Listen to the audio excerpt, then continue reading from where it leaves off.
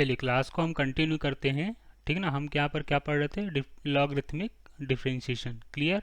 ठीक है ना। अब क्वेश्चन आपको क्या लिखा हुआ है, now if y equal to sine x to the power 10x plus cos x to the power sec x find dy by dx। हमें क्या करना है, dy बाय dx यहाँ पर फाइंड आउट करना है। क्लियर? देखो, तो इस टाइप के जो क्वेश्चंस आते हैं आपकी बोर्ड के एग्जाम्स में, है ना। फाइनली अगर मैं सीबीएसई बोर्ड की एग्ज़ाम में बात करूं या फिर एमपी बोर्ड की एग्ज़ाम में बात करूं, तो 5 मार्क्स या फिर 4 मार्क्स में इस टाइप के क्वेश्चंस आपसे पूछे जा सकते हैं। क्लियर? तो बेसिकली कितने मार्क्स का क्वेश्चन है, 4 मार्क्स या फिर 5 मार्क्स का ये क्वेश्चंस आपसे एग्जाम्स में पूछा जा सकते हैं। और इस टाइप के क्वेश्चंस थोड़े से लेंदी होते हैं, लेकिन करने का प्रोसेस जो हमने अपने पिछले वीडियो लेक्चर्स में डिस्कशन किया हुआ है, उसी प्रोसेस को हमें फॉलो करके क्वेश्चंस को क्या करना है, सॉल्व करना है। क्लियर है?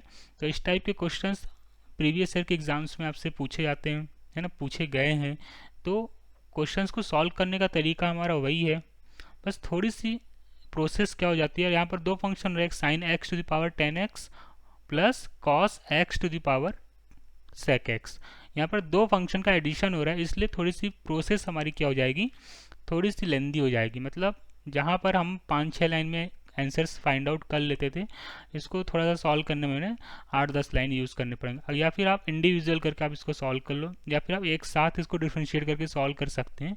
तो आप एक साथ भी क्वेश्चंस को आप सॉल्व कर सकते हैं। तो हमारा आपसे ये कहना है कि यार क्वेश्चंस को आप इंडिविजुअल करके सॉल्व कर लो और दोनों को आप ऐड करके लिख दो, तो आपको फाइनल आंसर आ जाएगा। उसमें आपको मिस्टेक करने की कोई प्रॉब्लम नहीं आएगी, है ना, कोई कैलकुलेशन मिस्टेक नहीं होगा, कोई डिफरेंशिएबल फंक्शन छूटेगा नहीं आपसे। और अगर आप इंडिविजुअल सॉल्व करने जाएंगे इस क्वेश्चंस को, तो मिस्टेक करने की चांसेस बहुत कम है। लेकिन साथ में आप सोचो कि आप पूरा फंक्शन पूरा एक साथ डिफ्रेंशिएट करके फटाफट आंसर ला लो, तो थोड़ा सा आपको यहाँ पर गलती करने की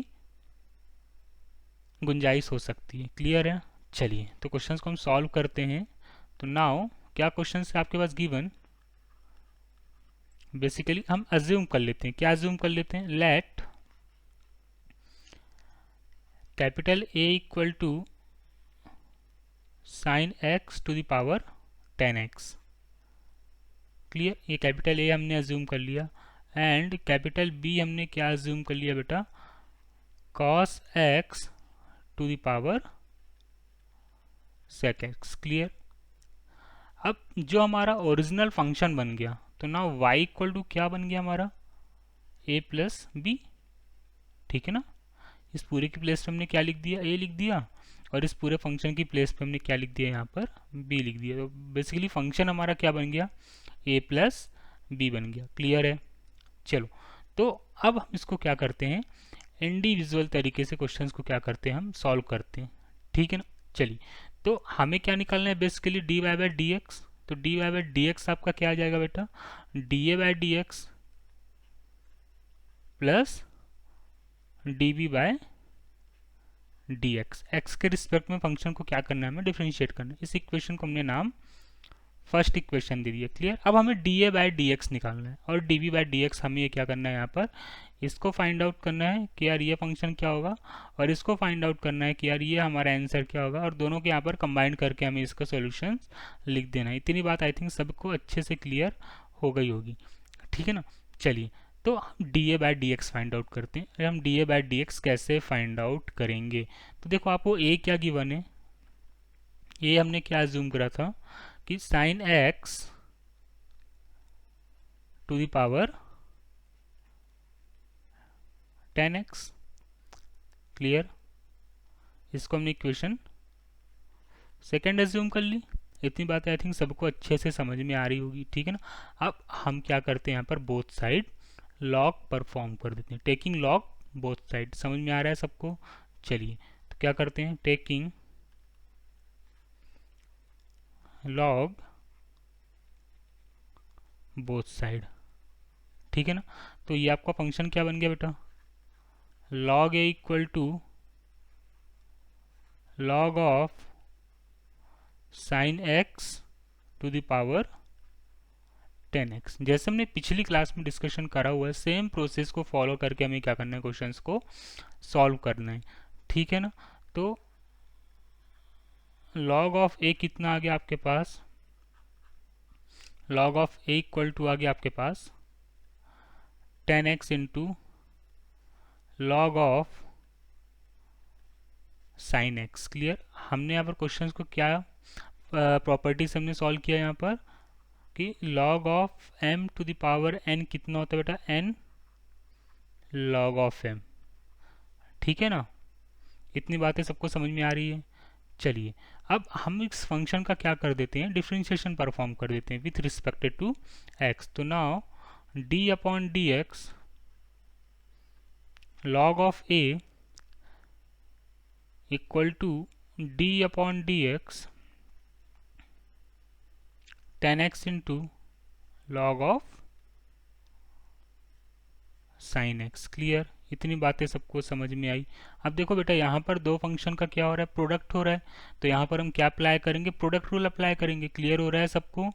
चलिए तो नाउ log a का डिफ्रेंशिएशन कितना आ जाएगा, 1/a, और log के अंदर फंक्शन क्या है बेटा, log के अंदर फंक्शन a है, तो a का डिफ्रेंशिएशन dA/dx। क्लियर हो रहा है। चलो ये 10x आपका फर्स्ट फंक्शन हो गया और log ऑफ साइन एक्स आपका क्या फंक्शन हो गया, आपका सेकेंड फंक्शन हो गया। तो हम यहाँ पर क्या अप्लाई कर देते हैं, चेन रूल अप्लाई कर देते, ठीक है ना। तो first function differentiation of second function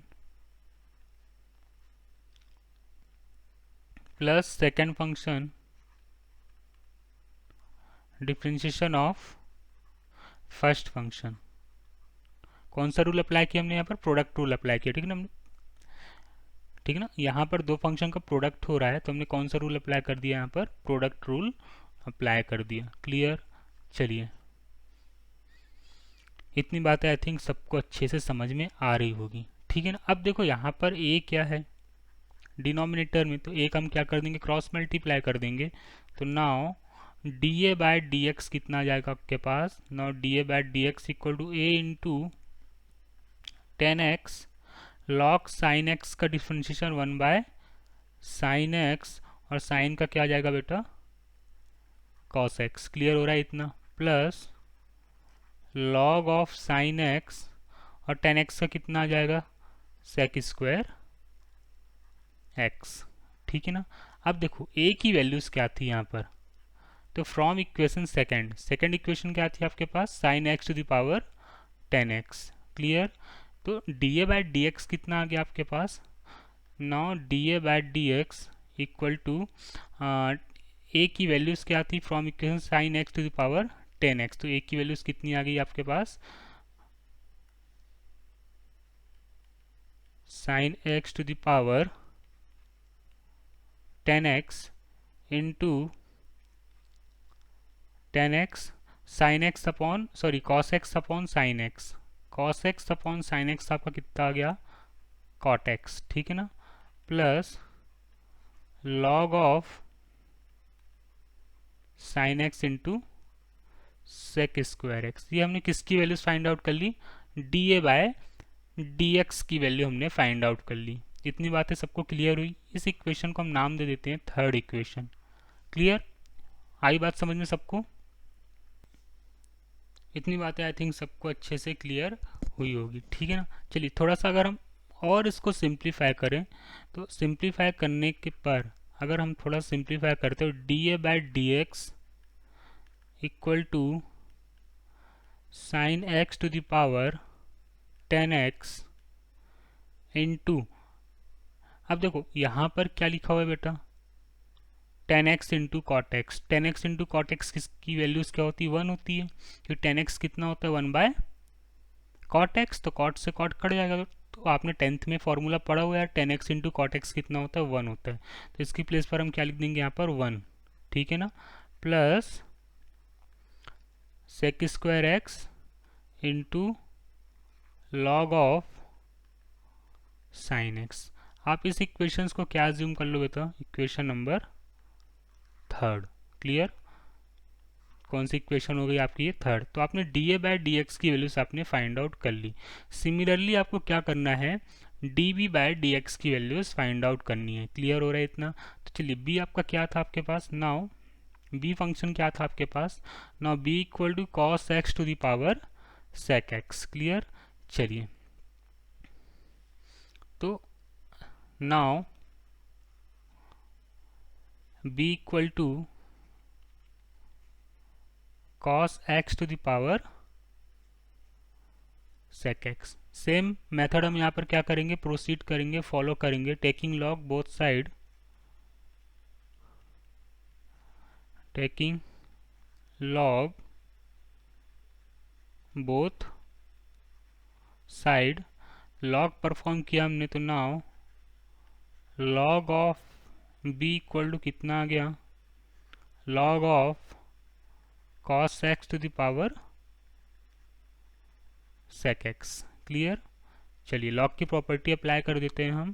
तो now log of b equal to sec x into log of cos x। Clear है? चलिए, अब हम क्या कर देते हैं, फंक्शन को डिफ्रेंशिएट कर देते हैं विथ रिस्पेक्ट टू x। तो d/dx log b equal to d/dx sec x into log of cos x। Clear है? अब यहाँ पर क्या हो रहा है, दो फंक्शन का यहाँ पर बेटा प्रोडक्ट हो रहा है, तो हम कौन सा रूल अप्लाई करेंगे, प्रोडक्ट रूल अप्लाई करेंगे। ठीक है ना? चलिए, तो क्या हो जाएगा, log b मतलब क्या हो जाएगा, 1/b, और log के अंदर फंक्शन क्या है, b है, तो b का डिफरेंशिएशन कितना आ जाएगा, dB/dx। क्लियर हो रहा है इतना? चलिए, first function as it is, ये आपका फर्स्ट फंक्शन हो गया, ये पूरा फंक्शन क्या हो गया, यहाँ से यहाँ तक सेकेंड फंक्शन। तो first function differentiation of second function कितना है, log of cos x plus log of cos x into d/dx sec x। ठीक है ना? यहाँ पर हमने प्रोडक्ट रूल अप्लाई कर दी। चलिए, अब b यहाँ पर क्या है बेटा, b यहाँ पर डिनोमिनेटर में तो हम b का क्या कर देंगे, क्रॉस मल्टीप्लाई। तो now dB/dx equal to b into sec x log of cos x का डिफ्रेंशिएशन 1/cos x, और cos का कितना जाएगा बेटा, माइनस sin x। क्लियर है इतना? चलिए, plus log of cos x, और sec x का डिफ्रेंशिएशन कितना आ जाएगा, sec x का डिफ्रेंशिएशन कितना आ जाएगा बेटा, sec x into tan x। Clear? Logic सबको क्लियर हो रहा है? देखो ये ठीक ना, समझ में आ रहा है सबको? पक्का? कोई कंफ्यूजन, कोई दिक्कत, कोई परेशानी? चलिए, अब हम क्या करते हैं, यहाँ पर क्वेश्चंस को आगे कंटिन्यू करते हैं। अब देखो b की वैल्यूज क्या थी आपके पास, तो नाउ b इक्वल टू हमने क्या अज्यूम करा था, b equal to cos of x to the power sec x। तो इसको हमने इक्वेशन फोर्थ अज्यूम कर लिया। तो हम इक्वेशन फोर्थ से क्या करेंगे, b की वैल्यूज क्या कर देंगे, सब्स्टिट्यूट कर देंगे। क्लियर? चलिए, तो dB/dx कितना आ गया आपके पास, now dB/dx equal to cos of x to the power sec x। हमने यहाँ पर क्या किया, b की वैल्यूज क्या कर दी बेटा, सब्स्टिट्यूट कर दी। क्लियर? ठीक है ना? इतनी बातें आई थिंक सबको समझ में आ गई होगी। हमने b की वैल्यूज क्या कर दी, यहाँ पर सब्स्टिट्यूट कर दी। क्लियर? अब क्या हो जाएगा, ये देखो sec x into minus of sine x upon cos x, minus of sine x upon cos x कितना जाएगा, माइनस टेन एक्स। तो हमने इसको माइनस साइन तो आगे लगा दिया, और इंटू में क्या लिख दिया, ten x. Clear? Logic clear हो रहा है सबको? Plus log of cos x into sec x into ten x, sec x into ten x. Clear? अब देखो क्या हो रहा है यहाँ पर, ये sec x into ten x और sec x into ten x हम यहाँ से कॉमन ले सकते हैं। क्लियर। आप चाहो तो माइनस साइन के साथ कॉमन ले लो, क्लियर है। तो अब माइनस साइन के साथ आप कॉमन ले लेते हैं, तो now d v by d x कितना जाएगा, now d v by d x equal to minus sine of sec x into ten x, ये हमने कॉमन ले लिया, और इंटू में क्या आ गया आपके पास, cos x to the power sec x, और ब्रैकेट के अंदर क्या बचा आपके पास, 1 plus log of cos x, clear. ये कौन सी इक्वेशन आ गई आपके पास में, इक्वेशन नंबर 5। तो अब आपने क्या करा है, d A by d x और d B by d x की वैल्यूज फाइंड आउट कर लिए। तो हम d A by d x और d B by d x की वैल्यूज हम कहाँ सब्सटीट्यूट कर देंगे, इक्वेशन 1 में हम क्या कर देंगे, सब्सटीट्यूट कर देंगे, क्लियर। चलिए, तो नाउ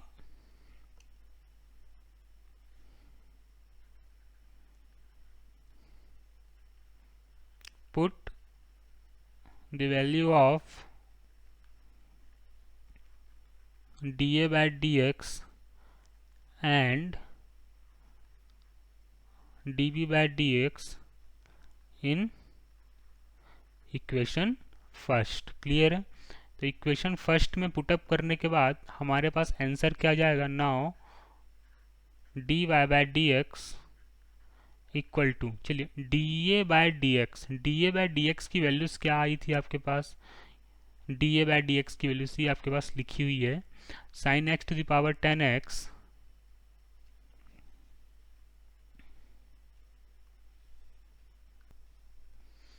चलिए, तो हमने क्या किया, इक्वेशन 1 में d A by d x और d B by d x की वैल्यूज हमने क्या कर दी, यहाँ पर इक्वेशन 1 में सब्सटीट्यूट कर दी, क्लियर। तो ये जो पूरी वैल्यूज है आपके पास, ये किसकी वैल्यूज है आपके पास, now this values is d A by d x, और ये जो पूरी वैल्यूज है आपके पास, ये किसकी वैल्यूज है, d B by d x की, ठीक है ना। तो किसी भी फंक्शन का डिफरेंशिएशन कैसे परफॉर्म करते हैं, अगर एडिशन के फॉर्म में दिया हुआ है या फिर सब्ट्रैक्शन के फॉर्म में दिया हुआ है, तो आप क्या कर लो यार, उस फंक्शन को इंडिविजुअल कुछ अज्यूम करके लिख लो, ठीक ना।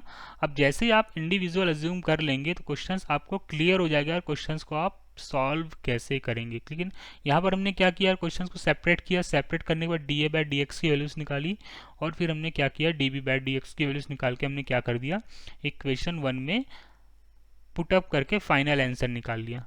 तो हमने गिवन फंक्शन का क्या फाइंड आउट कर लिया, डेरिवेटिव फाइंड आउट कर लिया, क्लियर है ना। बहुत ही थोड़ा सा तगड़ा सवाल था, लेंदी सवाल था, लेकिन कॉन्सेप्ट हमारा वही था जो हमने पिछली क्लास में यहाँ पर सीखा हुआ है, ठीक है ना।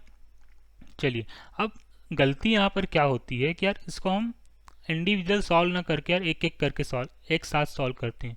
तो जैसे आप एक साथ सॉल्व करने जाएंगे तो कहीं ना कहीं आपके कॉन्सेप्ट अप्लाई करने में कहीं ना कहीं आपको प्रॉब्लम आ जाएगी, कुछ फंक्शन छूट जाएंगे, कहीं ना कहीं आपको डेरिवेटिव कहीं ना कहीं आप लिखना भूल जाओगे, तो वहाँ पर एक यहाँ पर ब्लेंडर मिस्टेक हो सकती है आपकी, ठीक ना।